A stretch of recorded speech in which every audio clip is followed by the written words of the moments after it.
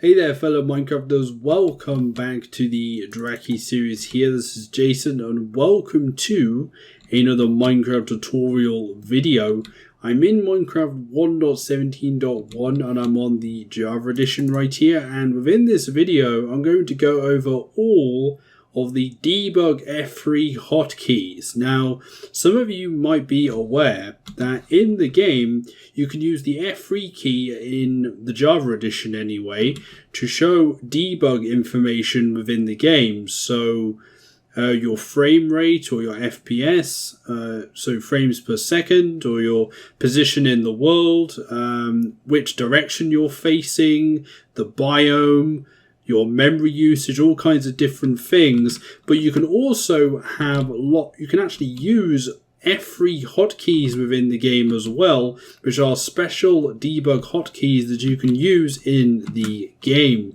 And what I'm actually going to do within this video is show you all of them within this video, which could help you in your actual game and just give you a bit more knowledge and will help you in the future. Now, just before I get into the tutorial right here, I just want to remind you I do lots of different Minecraft content, so if you do enjoy the video, be sure to check out the channel and subscribe. Now, the first one is actually reloading chunks. Now, you can actually use this when there's a rendering problem within the world and stuff like that, or if the world is not generating properly. And what you actually do is you do the F3 and the A key together, like so, and it will actually say within the chat when it's actually reloading the chunks. But as you can see, when we did both of those keys together, it reloaded all of the blocks and the chunks around us, so that it's effectively reloading the world, which can be very useful in a number of different circumstances. The next hotkey is showing hitboxes. So what we do for that is F3 and the B key. So as you can see with these horses, we have the white hitbox, the blue line, which is showing what direction they are looking at in general, and also this red line, which is meant to be the suffocation threshold or the suffocation line. Basically, if a particular entity can drown and they are below water, they will start to drown if they go over that line in the water. And also, if they are suffocated by blocks as well, it will use this red line to see if they're actually being suffocated. But obviously this works with all different mobs. It should also work for my blue axolotls over here. As you can see, all of them have their hitboxes enabled, and you can see all of the hitboxes in one tank, which is very, very awesome indeed. Now, the next one is very useful also, but you do have to be a bit careful with it. So the next one allows you to actually copy your location into a form of a teleport command. Now, how you actually do this is if you do F3 and C, it copies your location to the clipboard. So basically what that means is it copies your position as a command and then stores it so that you can paste it within your Minecraft world or elsewhere on your computer or your device. And basically what you can actually do with this is when you've actually used that shortcut, if you then go into your commands and actually paste in the command right here, you can actually teleport back to that position where you used the debug shortcut. So, or the debug hotkey. So it is very, very useful to get back to a particular position within your Minecraft world. Now, the next one is very useful for the chat, because if you want to get rid of the chat history from your game with the text area closed, you can actually use the F3 and D key at the same time to remove the chat history, which can obviously be very useful in single player worlds, but also I believe can be used in multiplayer as well, which would be very useful since there can be multiple players in the chat. Now the next one is very useful for render distance because you can actually try out the different render distance and actually cycle the render distance upwards in increments of 1. So for example, if I set my render distance to something low right here, like 2 for example, as you can see I can't see very much at all, but if I do F3 and F, you can see that I can increment the render distance by 1 each time I actually click the F key with the F key hotkey enabled. So as you can see, I can actually go all the way up to 32, which is the maximum. So that can be useful if you're trying to find your best render distance within the game when you're trying to check out your game's performance with your device or computer. Now the next one is to show chunk boundaries within the game. So obviously the Minecraft world is split into 16 by 16 chunks. Now in order to see those chunks we can use F3 and the G key. And as you can see it shows your particular chunk that you're in at the moment.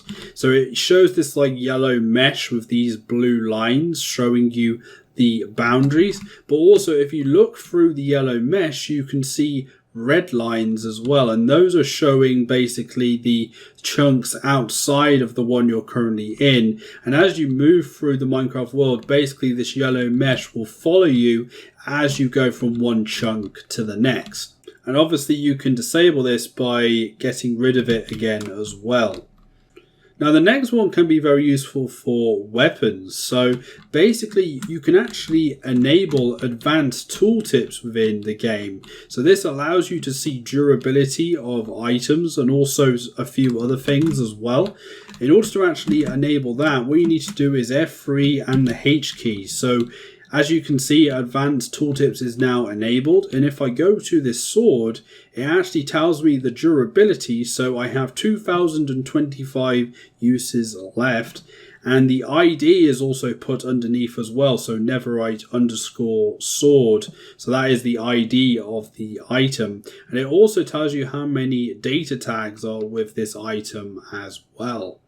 Now the next one is kind of technical but can be very, very useful, and this is a hotkey or a shortcut which actually allows you to copy block or entity data, but I find it most useful for entity data. So if you want to copy a particular entity like this horse, for example, what we can actually do is F3 and the I key when actually looking at the horse. So if we actually do that, you can see that it then says copied server-side entity data to clipboard. Now, what you can do is if you then get a command block, what you can do is you can actually paste in the command, because basically when you do the shortcut, it basically generates a really long command for that entity you are looking at. And what you can do is you can actually specify a position where you want to actually spawn the horse. Now, what we can do is we can actually change the numbers to the 3 tilde characters, because what that will do is it will make sure that the horse is actually spawned at our location. And if I activate this command block, you can see that it actually gets spawned at the command block position, which can be very useful. So you can actually use that to actually copy entities using this shortcut, and basically it copies all of the data tags, all of the entity data, so that you can actually do a duplicate or a copy of that particular entity. Now, another thing that can be useful is if you want to do some profiling for your game. So what you can actually do is you can actually run a profiler test, which actually generates some test results. Now, this might be needed for a bug report, or if Mojang or the Minecraft game requires this. And basically, you can also use this to check your performance of the game as well, and to actually check if stuff is running smoothly. All you need to do is F3 and the L key together, and it will tell you that the profiling has started, and it will run for 10 seconds or so. And then what it will do is it will generate a profiling file, as you can see within your debug folder in your .minecraft folder. So this can be useful in certain circumstances.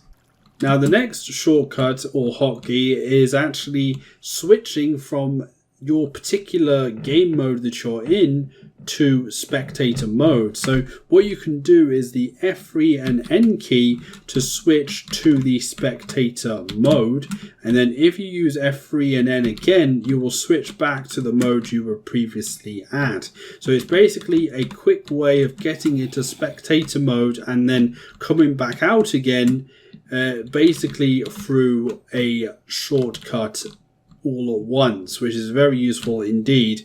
So all you need to do is F3 and N to go to spectator mode, and then you can use it again to switch back.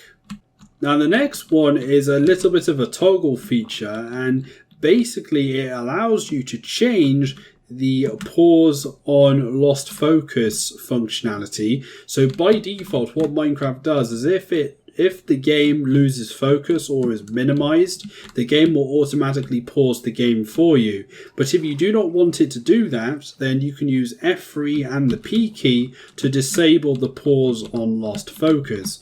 But if you do want it enabled, then make sure to use it again, so F3 and P, to actually enable the pause on lost focus functionality. Now the next one can be useful for resource packs, especially if you're developing one of your own. It basically allows you to actually reload resource packs within the game. So how you can actually do that is you can do F3 and the T key at the same time, and what it does is you'll see the Mojang logo come up, and basically that actually reloads all of the textures, all of the sounds and so on, so that you can actually test your resource packs and make sure they are running smoothly. Sometimes I have had issues with resource packs in the past when playing the game, and using this debug feature I've reloaded the pack to make sure that it is actually running smoothly and actually everything is set up correctly. Another weird one which I did not realize was even in the game is what you can do is you can use the F3 and the escape key to actually pause the game without actually using the pause menu, which is very weird indeed. And obviously you can use the F3 and the escape key again in order to actually resume the game. And I don't know why that's implemented, but then it must be used by the Mojang team when they're actually doing stuff within the game within development. But that's another weird little shortcut. Now the next one is a bit of a utility or a convenience feature, and this allows you to switch between the different modes within the game very easily. If you use F3 and then you press F4, you'll notice that it comes up with this little GUI system right here, and if you press F4 you can cycle through the different modes. So you have creative mode, and then you can switch to survival or adventure mode. So adventure mode if you're doing a custom map, for example, and you can also select spectator mode as well. So this is another nifty way of switching your mode without having to use a command within your game.